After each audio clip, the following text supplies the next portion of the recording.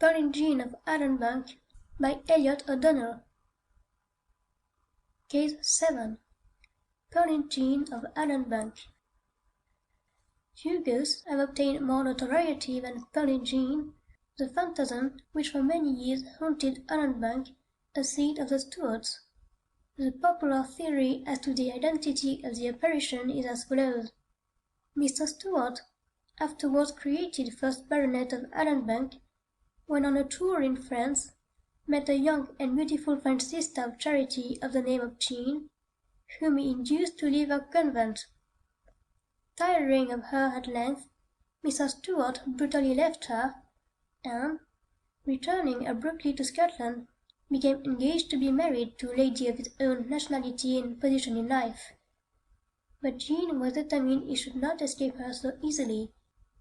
For him, she had sacrificed everything. Her old vocation in life was gone.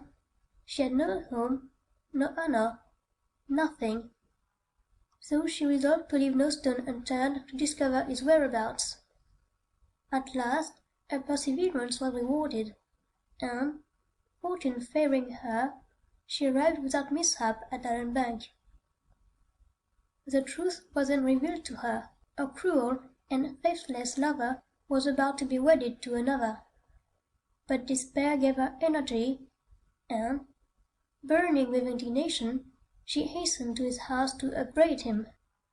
She reached the spot just as he was driving out with his fiancée. With a cry of anguish, Jean rushed forward, and, swinging herself nimbly onto the forewheel of the coach, turned a white and passionate face towards its occupants. For a moment Mr. Stuart was too dumbfounded to do anything. He could scarcely believe his senses. Who on earth was this frantic female? Good heavens! Jean! Impossible! How on earth had she got there? And the tumultuous beating of his guilty heart turned him sick and faint. Then he glanced fearfully and covertly at his fiancée. She must not know the truth at any cost. Possibly he lost his head. At all events, that is the kindest construction to put on his subsequent action, for, dastardly as his behaviour had been to Jean in the past, one can hardly imagine him capable of deliberately murdering her, and in so horrible a fashion. There was not a second to lose. An instant more, and the secret that he had so assiduously hidden from the lady beside him would be revealed. Jean's mouth was already open to speak. He waved her aside. She adhered to her post. He shouted to the postilion, and the huge, lumbering vehicle was set in motion. At the first turn of the wheels, Jean slipped from her perch, her dress caught in the spokes, and she was crushed to death. Her fate does not appear to have made any deep impression either on Mr. Stuart or his lady love, for they continued their drive. The hauntings began that autumn. Mr. Stuart, as was only fit and proper, being the first to witness the phenomenon. Returning home from a drive one evening, he perceived to his surprise the dark outlines of a human figure perched on the arched gateway of his house, exactly opposite the spot where Jean had perished. Wondering who it could be, he leaned forward to inspect it closer. The figure moved, an icy current of air ran through him, and he saw to his horror the livid countenance of the dead Jean. There she was, staring down at him with lurid, glassy eyes, her cheeks startlingly white, her hair fluttering in the wind, her neck and forehead bathed in blood. Paralyzed with terror, Mr. Stuart could not remove his gaze, and it was not until one of the menials opened the carriage door to assist him down that the spell was broken and he was able to speak and move. He then flew into the house and spent the rest of the night in the most abject fear. After this he had no peace. Allanbank was constantly haunted. The great oak doors opened and shut of their own accord at night with loud clanking and bangs, and the rustling of silks and pattering of high-heeled shoes were heard in the oak-panelled bedrooms and along the many dark and winding passages. From her attire, which was a piece of lace made of thread, the apparition became known as Pearlin Jean, and a portrait of her was actually painted. It is recorded that when this picture was hung between one of Mr. Stuart and his lady love, the hauntings ceased, but that as soon as it was removed they were renewed. Presumably, it was not allowed to remain in the aforesaid position for long, for the manifestations appear to have gone on for many years without intermission. Most phantasms of the dead inspire those who see them with terror, and that is my own experience, but Pearlin Jean seems to have been an exception to this rule.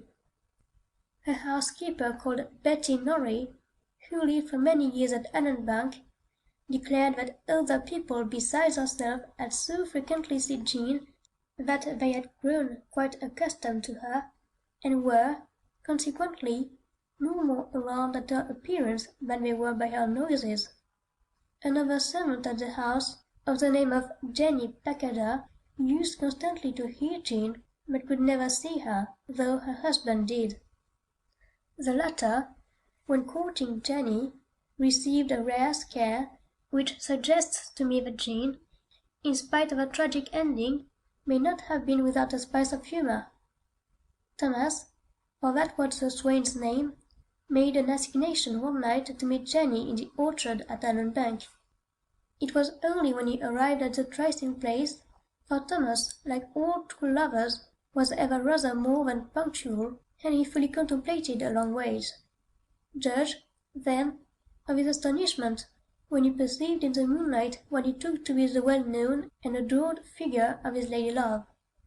With a cry of delight, Thomas rushed forward, and, swinging his arms widely open to embrace her, beheld her vanish, and found himself hugging space. An icy current of air thrilled through him, and the whole place, trees, nooks, moonbeams, and shadows, underwent a hideous metamorphosis. The very air bristled with unknown horrors, till flesh and blood could stand no more, and, even at the risk of displeasing his beloved Jenny, Thomas fled.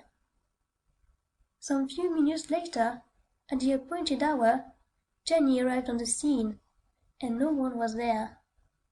She dallied for some time, wondering whatever could have happened to Thomas, and then returned, full of grave apprehensions, to the house. It was not until the next morning that the truth leaked out, and Jenny, after indulging in a hearty laugh at her lover, who felt very shamefaced now that it was daylight, sensibly forgave him, and raised no obstacle when asked to fix a day for their marriage. In after years, Jenny used to retell the story, with many harrowing allusions to Pearlin Jean, whom she somewhat foolishly made use of as a buggy to frighten children into being good. A Mr. Sharp, who when he was a little boy was once placed in her charge, confesses that he was dreadfully scared at her stories, and that he never ventured down a passage in those days without thinking Pearlin Jean, with her ghostly, blood-stained face, claw-like hands, and rustling lace dress, was after him. Nurse Jenny used to tell him that the Stuarts tried in vain to lay Jean's spirit, actually going to the length of calling in 7 ministers to exorcise it. But all to no purpose. It still continued its nocturnal peregrinations. In the year 1790, the Stuarts let the house to strangers, who, when they took it, had not the least idea that it was haunted. However, they did not long remain in ignorance, for 2 ladies, who occupied the same bedroom, were awakened in the night by hearing someone walking across the floor. The presence did not suggest burglars, for the intruder behaved in the most noisy manner, pacing restlessly and apparently aimlessly backwards and forwards across the room, swishing the floor with what sounded like a long lace train, and breathing heavily. They were both terrified, and so cold that they could hear one another's teeth chatter. They were too frightened to call for help. They could only lie still, hoping and praying it would not come nearer to them. The sufferings of these 2 ladies were indescribable, for the ghost remained in their room all night, moving restlessly about until daybreak. It was not until some days later, when other people in the house had experienced the phenomenon, that they were told the story of the notorious Pearlin Jean. But was the so-called Pearlin Jean really the apparition of the murdered Frenchwoman? To my mind, her identity with that of the beautiful Sister of Charity has not been satisfactorily established, and I think there is reason to doubt it. If, for instance, the apparition were that of a Sister of Charity, why should it appear incongruously attired in a long trailing gown of lace? And if it were that of a woman of the presumably staid habits of a Sister of Charity, why should it delight in mischief and play the pranks of a poltergeist? And yet if it wasn't the ghost of Jean, whose ghost was it? End of Pearlin Jean of Allanbank by Elliott. Read by Britannia.